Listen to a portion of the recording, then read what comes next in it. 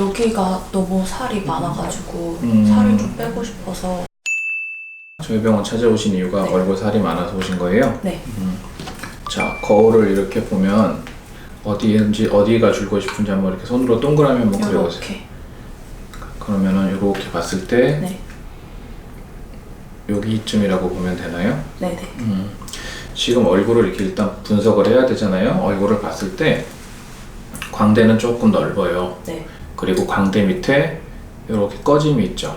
네네. 꺼짐이 있고 턱선 위쪽으로 이렇게 살이 불룩하게 이쪽에 있어요. 네. 그래서 지금 줄이고 싶은 거는 이쪽. 그래서 이렇게 나왔다 들어갔다 나오니까 얼굴이 울룩불룩하니까 여기가 좀 갸름해지고 싶고 정면에서 봤을 때 턱선이 좀 매끈해지고 싶은 거죠. 네네. 그죠? 예. 이쪽 부분은 우리가 뺄 수 있는 거는 피하 지방을 뺄 수 있어요. 피하 지방이라고 하는 거는 피부 밑에 있는 지방층이에요.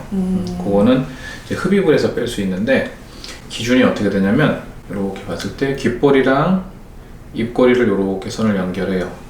그리고 입꼬리 선을 이렇게 연결했을 때 이렇게 턱선 뼈 위에 여기를 1차적으로 흡입할 수 있고 턱선 위, 그 다음에 턱선 아래, 그리고 조금 요 밑에 살까지 줄이고 싶으면 이중턱 이렇게 흡입을 해볼 수가 있어요.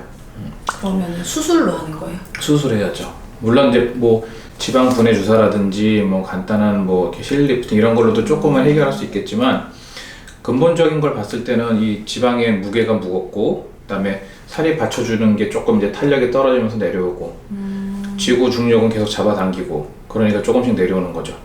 누워서 얼굴 보면 얼굴 팽팽하게 딱 올라가죠. 그게 이제 뒤로 넘어가서 그런 거고 일어나면 얼굴이 내려오니까 그렇게 되는 거고. 그래서 지금 얼굴 보면 뭐 실리프팅 몇 줄 정도 넣는 것도 도움될 수 있는데 일단 무게감을 좀 줄여놓고 그리고 나서 흡입을 하고 그 다음에 뭐 간단한 또 리프팅을 해야 돼요? 생각해. 그거는 나중에. 뭘 한 번에 하자는 얘기가 아니라 일단 순서만 봤을 때 일단 이렇게 해놓고 그리고 나서 턱이 조금 여기가 뒤로 들어가서 작은 편이니까 그래서 이쪽이 좀 내려오는 느낌이 있거든요. 네. 그러니까 일단 이쪽을 좀 무게감을 줄이고 간단하게 뭐 리프팅 같은 거 생각해 볼 수 있는데 흡입이랑 리프팅을 같이 하지는 않아요. 그러면은 수술을 하고 자리를 잡고 조금 있다가 그렇죠. 리프팅을 뭐, 해야 되는 거예요? 한 3, 4개월 지나서 그러면은 바로 일상생활은 가능해요? 수술하고 당일날은 얼굴에다가 이 압박 테이프를 붙여줄 거예요. 그리고 땡기미 정도를 하고 있으면 좋고요. 우리 혹시 막 복부나 팔 이런데 지방 흡입하면은 막 이렇게 압박복이라는 거 입잖아요. 근데 얼굴에다가 압박복을 입고 다닐 수는 없잖아요. 그러니까 붙지 않게 압박 테이프를 붙이고 땡기미를 좀 하고 있으면 좋고요. 붓기가 조금 있겠죠? 한 2, 3일 정도 조금 붓고 테이프 떼고 나면은 대체적으로 6일에서 뭐 5일에서 일주일 사이 실밥 빼러 오시거든요. 실밥 빼러 올 때 얼굴 뵈면은 그냥 많이 안 붓는 분들은 뭐 그냥 약간 노르스름하게 살짝 멍이는 정도로 와가지고 일상생활 다 하고 그러세요. 그러니까 완전히 수술한 걸 뭐 주변 사람들 완전히 비밀로 하겠다 그러면은 조금 무리가 있지만 그냥 조금 부었어도 그냥 사람 대하는 거 뭐 사무직이라든 이러면은 그냥 2, 3일째 일하시는 것도 특별히 어렵진 않고요. 어차피 여기랑 요 턱 밑 요런데 한 바늘 꼬매요. 한 바늘 꼬매기 때문에 머리 이렇게 숙이고 아니면 살짝 테이프로 붙이면 그거는 전혀 보이지는 않아요. 수술 끝나고 밥은 바로 먹을 수 밥은 있어요? 먹을 수 있어요. 근데 밥을 좋아하면 어떻게 얼굴살 뺐는데 날씬해지려면 다이어트하고 탄수화물을 그래야지. 안 먹으면 된다고 그러는데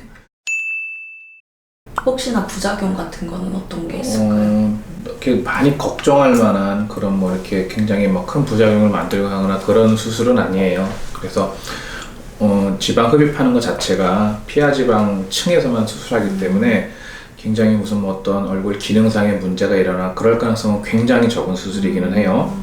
다만 항상 이제 모든 수술은 너무 욕심을 부려서 너무 많이 뺀다거나 아니면 지방을 잘 뺐지만 마음속에 있는 그 욕망에 욕심에 다하지 못하는 수술 결과가 왔을 때 그때가 좀 뭐 많이 생각해 볼 수 있는 문제고 이 피하 지방은 피부를 보호하는 역할을 해요. 그래서 다 빼면 안 돼요. 그래서 이 얼굴 그 피부 밑에 있는 지방층은 어느 정도 남겨놓고 흡입을 해야 되거든요. 그래서 이제 요게 흡입하는 흡입관이고 이렇게 조그만 주사기를 담아서 흡입할 때 여기 보시면은 관 구멍이 밑으로 있죠. 구멍을 피부 쪽이 아니라 밑에 쪽으로 해가지고 이렇게 해가지고 손으로 조금씩 흡입을 하는 거예요. 이것도 한 번에 쭉 하는 게 아니라 포크레인으로 하지 않고 삽도 아니고 정말 그 모종삽으로 판다는 느낌으로 정말 조금씩 흘러나오는 지방 정도만 흡입을 해요. 그러면은 피부가 있고 여기 밑에 근막이 있으면